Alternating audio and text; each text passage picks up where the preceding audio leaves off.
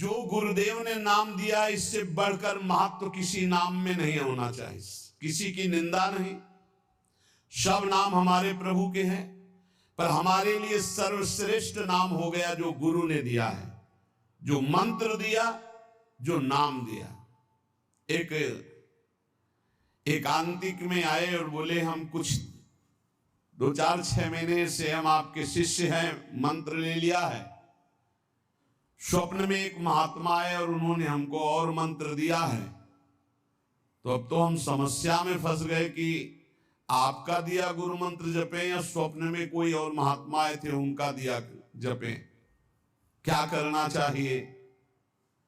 हमने कहा तस्मात् शास्त्रम प्रमाणम। जब सप्त ऋषि जी आए, स्वप्न में नहीं, सीधे साक्षात आए पार्वती जी के पास और कहा ये किसके लिए तपस्या कर रहे हो? महादेव जी के लिए। महादेव जी में क्या है, चलो हम तुम्हें भगवान नारायण को पति रूप में, भगवान विष्णु वैकुंठाधिपति अपार वैभव, उनको। तो जो माता जी ने बात कही पार्वती मैया ने, वही बात पकड़नी है। उन्होंने कहा तजौ न नारद कर उपदेशु, आप कहें सत बार महेशु। सप्तऋषियों, अपने गुरुदेव नारद जी के उपदेश का मैं कभी त्याग नहीं कर सकती, चाहे स्वयं इष्ट देव भगवान शंकर आकर सैकड़ों बार कहे तो भी। तजौ न नारद कर उपदेशु, आप कहें सत बार महेशु। कोटि जन्म लगी रगर हमारी, बरों संभुनता रहूं कुंवारी। करोड़ जन्म लूंगी, हर बार अपने गुरुदेव के दिए हुए मंत्र का अनुष्ठान करूंगी और देवाधिदेव महादेव को पति रूप में वरण करूंगी, अन्यथा कुंवारी रहूंगी। बहुत सी कन्याएं और बहुत से वर हैं, आपको ब्याह कराने का शौक है तो आप जाइए, लेकिन मैं पर्वत से प्रकट हुई हूं, हिमालय से, मैं अडिग हूं अपने गुरुदेव के वचन में। तो यहां कह रहे उपासक को चाहिए कि अपने गुरुदेव के दिए हुए नाम मंत्र में ही निष्ठा रखे। स्वप्न में क्या, जागृत में आके ब्रह्मा भी उपदेश कर दे तो अपने गुरु के वचनों को नहीं टाल सकते, तभी उपासक आगे बढ़ता है। नहीं माया रौंद देगी, चल के देख ले कोई। नित्य निरंतर गुरु प्रदत्त नाम और रूप, जो रूप गुरुदेव ने बताया, हमारे गुरुदेव क्या नाम रूप बता रहे, बोले राधा वल्लभ लाल को हृदय ध्यान मुख नाम। ये गुरुदेव हरिवंश चंद्र जो बोल रहे हैं, सब सोहित निष्काम मति श्री वृंदावन विश्राम। श्री राधा वल्लभ लाल को हृदय ध्यान मुख नाम। बस रात दिन राधा वल्लभ श्री हरिवंश, राधा राधा। गुरुदेव कह रहे राधा नामैव कार्यम हेनुदिन मिलितम साधना घीस कोटिस। राधा राधा यदि ऐसा कहने को मिल जाए तो सब बात बन जाए। गुरुदेव भी कह रहे हैं, हरिवंश चंद्र जी कह रहे हैं, अनुल्लिख्यानंतानपि तदपि राधान मधुपतिर महाप्रेमाविष्टम तो परम देयम विमृशति। तवैकम श्री राधे गृणते ही नामामृत रसम महिम्नः का सीमाम स्पृशति उदास्यैक मनसाम। अब राधा नाम के लिए कल हम एक हम दिखा है, भगवान शंकराचार्य जी के पद पर विराजमान होकर कि भगवान शंकर भी नहीं चाहते हैं कि राधा तत्व को हमें बोलना पड़े, क्योंकि जब पार्वती जी प्रश्न करती हैं तो गंभीर हो जाते हैं। पार्वती जी ने हटकर पूछा आप गंभीर क्यों हो जाते, तो कहते बहुत गुप्त रस है, इसके लिए विशिष्ट अधिकार चाहिए हे देवी, इसलिए जब जब आप प्रश्न करती मैं मौन धारण कर लेता हूं। तो उन्होंने कहा जब भगवान शंकर मौन धारण करते हैं तो हमारी सामर्थ्य कहां कि हम राधा तत्व पे बोल सके। वो ऐसा बड़ा आनंद मिला, बोले हमारी सामर्थ्य कहां कि राधा तत्व पे बोल, राधा किशोरी कृपा करे और फिर वो हमसे बुलवावे तो बात हो सकती है, हमारी सामर्थ्य तो नहीं कि मैं बोल पाऊं। ये बड़ा ही गूढ़ रस है। जब तक रसिक महापुरुषों के द्वारा दी गई सांगू पांगू उपासना नहीं की जाती, तब तक प्रियालाल के प्रेम सुना भी। ब्रह्मानंद में एक लगाकर 1700 निपरार्ध गुणा किया जाए तो जो श्यामा श्याम से सुख मिलता है वो लव मात्र होगा। ब्रह्मानंद लव मात्र होगा, गुणा करने पर जो संख्या आएगी, अपार सुख मिलता है प्रिया प्रीतम में। ऐसी प्रिया प्रीतम की प्राप्ति के लिए जो रसिक गुरुदेव ने नाम दिया है, मंत्र दिया है, रूप दिया है, उसी में हमें स्थित रहना है। देखो, मन को एक सच्चिदानंद में लगाना है। माया क्या करती, भटकाव बनाए रहती है, ये विक्षेप पड़ता रहता है। अब मन इसमें नहीं लग रहा है, उसमें चलो उसमें चलो, ये इसकी चाल है। हमको सांगो पांगो उपासना पकड़ लेनी अपने गुरु प्रदत्त, अपने आचार्य प्रदत्त। चौथा, समस्त इंद्रियां भोग विलास के लिए लालायित रहती हैं, सबकी। अब इनको भोग देना भी है, बिना भोग के, बिना विषय के जीवित नहीं रह सकते। शरीर चलाना है, सेवा धर्म पूर्ति करनी है, पानी पीना भी विषय है, अन्न पाना भी विषय है, देखना भी विषय है, सुनना भी विषय है, सब विषय के अंतर्गत आता है। तो यहां अपनी इंद्रियों से जो विषय ग्रहण करना है वो भागवती करना है। जैसे हमें पानी पीना है तो प्रभु को अर्पित करके राधा वल्लभ लाल की जय, और फिर भावना करो हृदय में प्रभु विराजमान है, जलपान करो। भोजन भोग अर्पित किया, भगवत स्वरूप प्रसाद, हम प्रसाद पा रहे। वस्त्र प्रसादी, सुनना भगवत विषय, देखना भगवत भाव, बोलना भगवत संबंध से। हर इंद्रियों के विषय को हमें भगवत संबंध से युक्त कर लेना है। यदि भगवत प्राप्ति करनी है, भगवत प्रेम प्राप्त करना है, तो पहला चरम लक्ष्य, मुझे इसी जन्म में भगवत प्राप्ति करनी, भगवत प्रेम प्राप्त करना है। दूसरा, बुद्धि का पूर्ण समर्पण अपने आराध्य देव श्यामा श्याम में। तीसरा, गुरु प्रदत्त नाम रूप लीला गुण सेवा उपासना सांगोपांग गुरु प्रदत्त। चौथा, समस्त इंद्रियां भगवत संबंध से युक्त। जब हम सुसुख वांछा से युक्त होकर कोई भी विषय सेवन करते हैं, वो भगवत विमुख हो जाता है। जैसे हम कोई सूंघा वस्तु और प्रभु की संबंध से युक्त नहीं, ये स्वसुख वांछा से युक्त सूंघना, ये बंधन कारक हो गया। ये राधा वल्लभ लाल जी का प्रसादी इत्र, अच्छा हुआ, कितना अब ये भक्ति वर्धक होगा, पाप नाशक होगा और आपके हृदय में आह्लाद।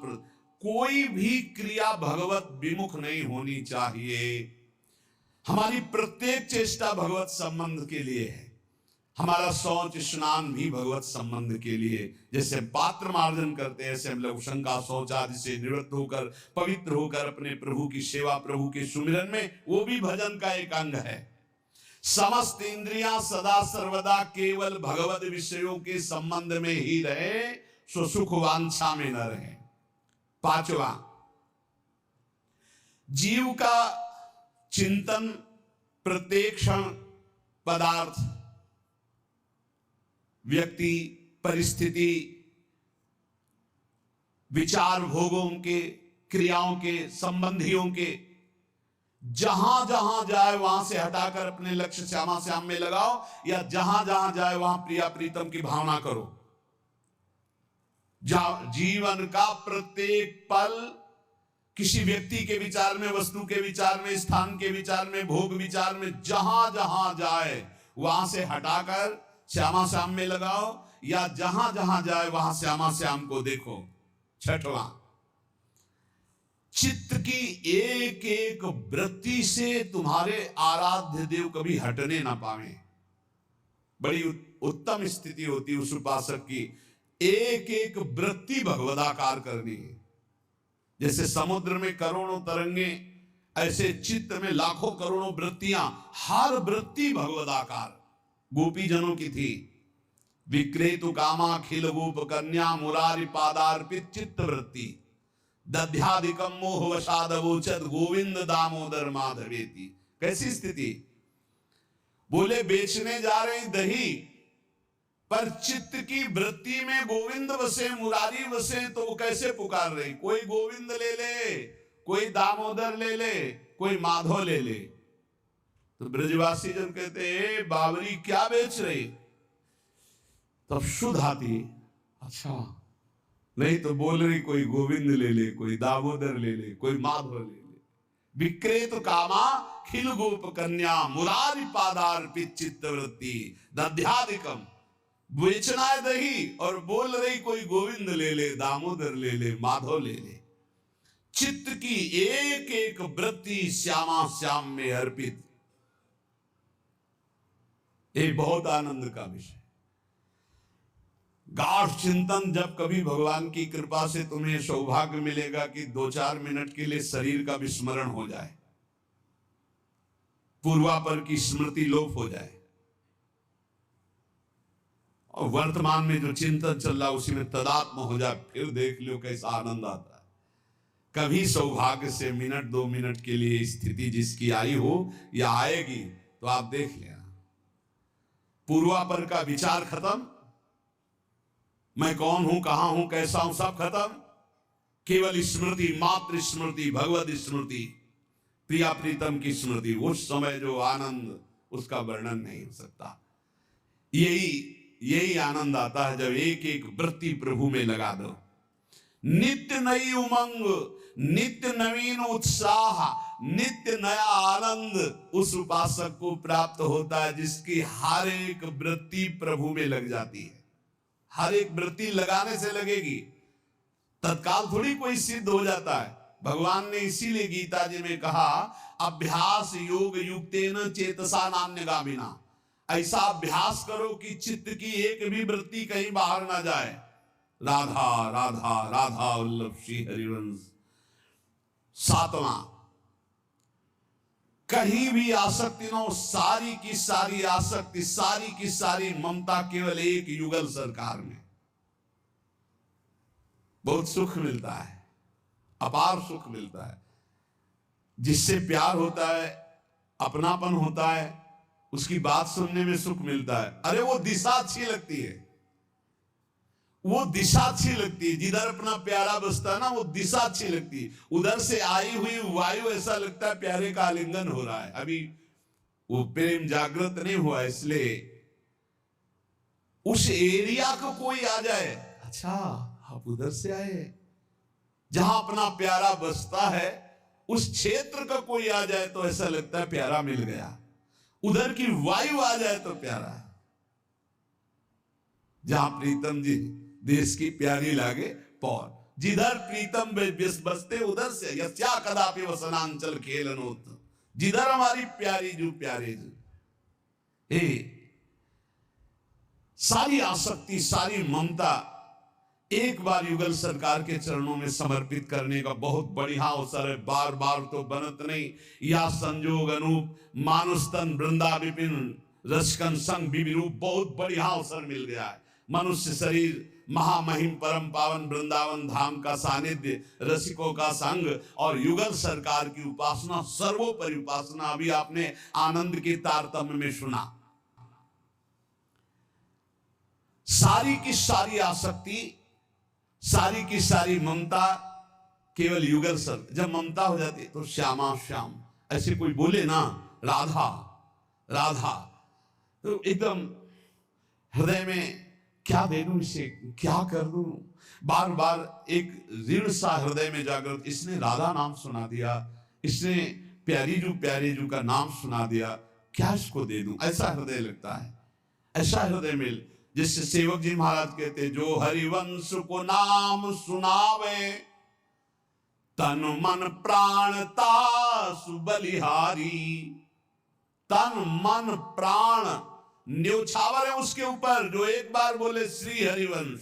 सेवक जी महाराज कह रहे, ये है आसक्ति, इसे कहते ममता। जैसे गोस्वामी तुलसीदास जी कह रहे, तुलसी जाके मुख से धोख्यो निक्षत राम, ताके पग की पगतली मोरे तनु की चाम। धोखे से भी निकल जाए राम, बोले वो इतना पावन हो गया कि उसके चरणों के तलवे और मेरे पूरा शरीर। गोस्वामी तुलसीदास जी कह रहे, ये जब रास्ते में नौजवान राधा राधा, एक भाई तो ऐसे कहते श्री राधा श्री राधा, एकदम हृदय उफान आता, क्या दे दूं, क्या करूं इनको, कैसे। नाम में अपार सुख तब अनुभव आएगा जब आसक्ति हो जाएगी। अभी आसक्ति अन्यत्र है, नाम में आसक्ति तो है नहीं। तो एक उपासक, कि मुझे नाम जपने में श्रद्धा नहीं हुई, बिल्कुल ना हो, आप चिंता मत करो। भाव शब्द समझिए, कुभाव अनख आलसहु, नाम जपत मंगल दिशि दसहु। भाव से जपो, कुभाव से जपो, मन लगे या ना लगे तुम्हें फल मिलेगा, पक्का मिलेगा, मंगल दसों दिशाओं में होगा। विश्वास करके जपो तो, और एक दिन जब स्वाद लग जाएगा तब आप भी ऐसे ही बोलोगे जैसे बड़े बड़े संत महापुरुष बोलते हैं, नाम जीवन, नाम सर्वस्व, नाम ही हमारा प्राण धन। सारी आसक्ति, यही हमारी साधना है कि हमारी कहीं आसक्ति ना हो जाए, हमारी कहीं ममता बंटवारा में ना आ जाए, कोई हमारी ममता को बांट न ले। केवल प्रियाजू में ममता, केवल जुगल चरणारविंद में ममता। मन में भगवत स्मरण, तन से समाज सेवा, भगवत सेवा, परिवार सेवा, प्रियालाल की भावना से लालसा भगवत प्राप्ति की, भगवत प्रेम की। जीवन धन्य चल रहा है, किसी से प्रमाण की जरूरत नहीं। ध्यान दीजिए, आपका जीवन धन्य है। कैसे? बोले सारी आसक्ति, सारी ममता प्रिया प्रीतम में, मन भगवत स्मरण में, तन समाज सेवा, परिवार सेवा, भगवत सेवा, श्यामा श्याम की भावना में युक्त होकर, और चाहत भगवत प्राप्ति की। बस इस बार तो भगवत प्राप्ति करना है, इस बार तो मुझे भगवत साक्षात्कार करना है। 8वां, जीवन में राग द्वेष न रह जाए। बड़ा खतरनाक है ये राग द्वेष। अगर किसी से राग है तो बड़ा सूक्ष्म होता है राग का धागा, और वो जब हमारे ऊपर संकट आएगी, विपत्ति आएगी, या तो वो धागा दिखाई देता है कि अभी वो है ना। द्रौपदी जी को पहले श्री कृष्ण याद नहीं आए, 5 महारथी पति है रथी, वो याद आए, फिर भीष्मादि याद आए, फिर अपनी भुजाओं का बल, फिर दांतों का बल, और जब निर्बल तब महाबल। सुनेरी मैंने निर्बल के बल राम, महाबल प्रभु श्री कृष्ण का तब जागृत हुआ। ये राग बहुत खतरनाक है, किसी से राग ना करें। यही राग जब प्रियालाल के चरणों में अर्पित हो जाता है तो अनुराग कहलाता है। जब शरीर भोग, शरीर संबंधी, यही बहुत फंसा वाला जन्म मरण चक्र का मूल यही राग है। और जब इसमें बाधा पड़ती तो द्वेष हो जाता है। द्वेष बहुत खतरनाक है। भजन कर रहे हैं, कई वर्ष पहले किसी ने कुछ कहा, याद आ गया और जलने लगा हृदय। उसकी पूरी सामने झांकी है, भजन कर रहे हैं प्रभु का, और झांकी है उस द्वेष जिससे हुआ है, और हृदय जलने लगा। या कभी वो सामने पड़ गया तो देखकर जल। द्वेष ना होने पावे, अजात शत्रु ते सदा। भक्त अजात शत्रु होता, एक भी पूरा सृष्टि में शत्रु ना होने पावे। तो बोले क्या भक्त से क्रोध लीला नहीं होती? क्या भक्त क्रोध नहीं करता जैसे द्वेषी पुरुष करते हैं? बोले होता है, लेकिन भक्त का द्वेष ऐसा होता है जैसे जल में रकील खींचो, कितने सेकेंड, बस जितने में खींच रहे उतने, इसके बाद नहीं। ऐसा नहीं कि उसके चिंतन में आएगा कि वो बहुत दुष्ट है, ऐसा कभी नहीं आएगा। अगर कभी ऐसा दिखाई दे रहा है तो वैसे जल में जैसे ऐसे, बस ऐसे किया, खत्म। और संसारी पुरुष का द्वेष कैसा होता है? पत्थर की रकील खींच दो तो बनी की बनी, और वो जल की रकील, जल में ऐसे रकील खींचो, 1 सेकेंड में खत्म। ऐसे भक्त का आवेश होता है, कोई धर्म विरुद्ध या इष्ट विरुद्ध या ऐसा, तो एकदम वो आवेश दिखाई देगा, लेकिन उसी क्षण वो तत्काल बिल्कुल द्वेष, किंचन मात्र नहीं, किंचन मात्रा मंगल की भावना नहीं। अगर राग द्वेष है तो फिर वो भक्त कैसा? जीवन में राग द्वेष न रहने पावे, किसी से राग नहीं, किसी से द्वेष नहीं, और किसी भी भोग के प्रति ऐसी प्रचंड ममता कामना ना हो कि प्रियालाल का विस्मरण हो जाए। प्रियालाल का स्मरण करते हुए धर्मयुक्त भोग को जीवन यापन के लिए स्वीकार किया गया है।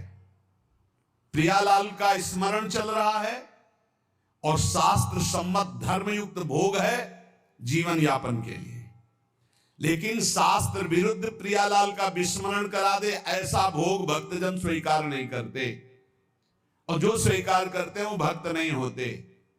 राग द्वेष भक्त के जीवन में नहीं होता और ऐसी भोग कामना नहीं होती जो भगवत विस्मरण करा दे या शास्त्र विरुद्ध हो।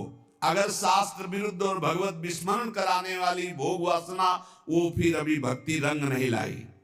तीसरा, भजन करते हुए इसी 8वें पंक्ति में 3 बातें, पहला राग द्वेष, दूसरा भोग ममता कामना का जो विषय है वो इष्ट चिंतन और धर्म शास्त्र सम्मत, तीसरा मद अभिमान नहीं आना चाहिए। भक्ति में भी अभिमान जागृत हो जाता है, सामने वाला ऐसा है, सामने वाला ऐसा है, जहां पर दोष दर्शन होने लगे वहां जान लेना अभिमान आ गया है।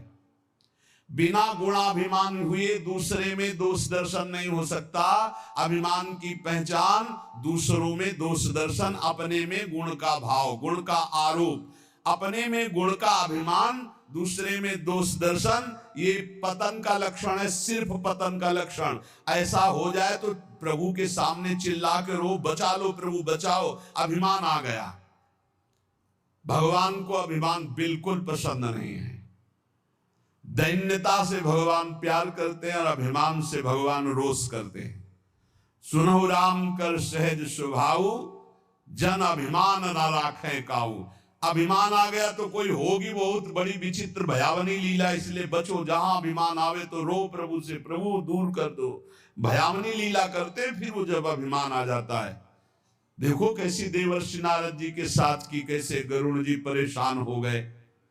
भक्त के हृदय में कभी अभिमान नहीं आना चाहिए। अभिमान की पहचान दूसरों में दोष दर्शन, अपने में गुण का आरोप।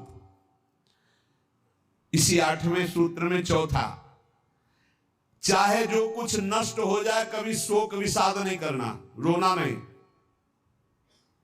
भक्त है, परिवार का कोई पधार गया है तो वो कीर्तन कर रहा है, वो रोएगा नहीं। ये रोना केवल मोह ममता का क्षेत्र है और नहीं रोना चाहिए। जब अब गीता जी का पीछे व्याख्या चल रही थी तो जो रोज सुनते हैं उनको याद होगा, रोने वाले के आंसू और नाक लार सब उस जीवात्मा को पीना पड़ता है जो पधार गया है। कभी नहीं रोना चाहिए। उस समय नाम कीर्तन करना चाहिए, भगवत यश गुणगान करना चाहिए, उस जीवात्मा के मंगल के लिए भगवान का नाम जप करके देना चाहिए, रोना नहीं। कुछ भी नष्ट हो जाए, कोई भी मर जाए, शोक विषाद नहीं करना, रोना नहीं। ये भक्ति के मार्ग का विषय। मंजीरा उठाओ, सब मिलके कीर्तन करो और भगवान का यश गान करते हुए उनकी अंतिम यात्रा। भक्तों की तो मृत्यु भी महोत्सव होती है। संसारी लोगों के लिए छाती पीटते हैं लोग, उनके मरे हुए व्यक्ति की छाती में नहीं ऐसे पीटते हैं, वैसे पीटते हैं। और जब वो पीट के रो रहे हो घर वाले, तब पूछना कि तुम क्यों रो रहे हो, तब असलियत पता चलती। वो रो नहीं रहा उसके लिए कि इसलिए रो रहा है, वो अपने लिए रो रहा है कि हम जो चाहा अपने लिए, बस अपनी कामना की पूर्ति के लिए। भक्त को कभी ऐसा नहीं करना। कोई पधार गया बहुत गंभीर, कोई रोए तो डांट देना चाहिए, चुप शांत नहीं रोना। उस जीव को क्यों कष्ट देना। अब तो नाम कीर्तन, मान लो 50 लोग आए, 50 लोग नाम कीर्तन करो और फिर उसको भगवान के मार्ग में अग्रसर हो, आगे जहां जीवात्मा जाए उसका अच्छी जगह जन्म हो, उत्तम कुलवान भक्तवानों के घर में जन्म हो, भगवत प्राप्ति हो जाए उसको। ऐसे नाम कीर्तन करके उसको प्रदान करो, तब तो बढ़िया बन जाएगा। ये सब बैठे बैठे वो इधर उधर की बातें उच्चारण करके रोना, ये सब कुछ भी नष्ट हो जाए। भक्त के आंसू सिर्फ भगवान के लिए गिरते, ध्यान रखना। भक्त की आंसू रूपी धरोहर सिर्फ भगवान के लिए काट दिया जाए तो भी आंसू नहीं गिरेंगे। भगवान के लिए ही आंसू गिरने चाहिए, शोक विषाद नहीं होना चाहिए। कुछ भी नष्ट हो जाए, क्यों नहीं होना चाहिए? हमारी तो सब जीवन था, ये नष्ट हो गया। जिसने एक क्षण में अनंत ब्रह्मांडों का सृजन कर दिया वो मेरा स्वामी है। वो चाहेगा तो हर व्यवस्था हो जाएगी, हर व्यवस्था। और हम आपसे सच्ची कहते हैं, भक्त का जो कुछ नष्ट होता है अच्छा होने के लिए होता है, पक्का समझना। नामदेव जी की कुटिया में आग लगी तो सब अच्छा ही अच्छा हो गया, नहीं हुआ?